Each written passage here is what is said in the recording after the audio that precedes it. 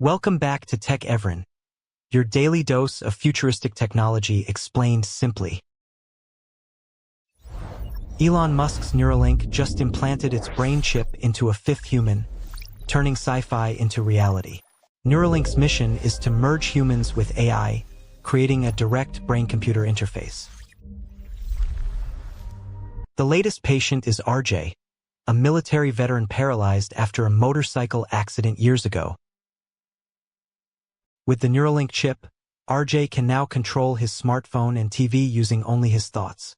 The chip uses over 1,000 tiny electrodes thinner than a human hair, inserted directly into the brain's motor cortex.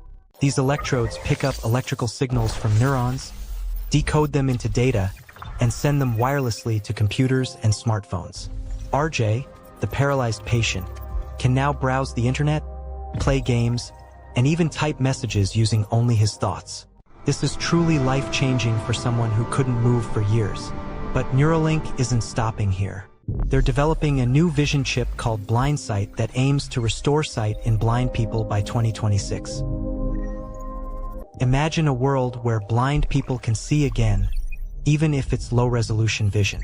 Their future goals sound even crazier, from recording and replaying memories to enabling telepathic communication between humans. Imagine uploading your mind to the cloud or controlling humanoid robots like Tesla Optimus just with your thoughts. But alongside these dreams come fears. Many experts warn about brain hacking, privacy loss, and unknown long-term health risks. Elon Musk believes Neuralink will one day cure paralysis completely and help humanity keep up with artificial intelligence. Whether you support Neuralink or fear its consequences, one thing is clear: the future is arriving faster than we ever imagined.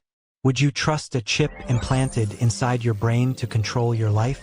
Tell us what you think in the comments, and don't forget to subscribe for more.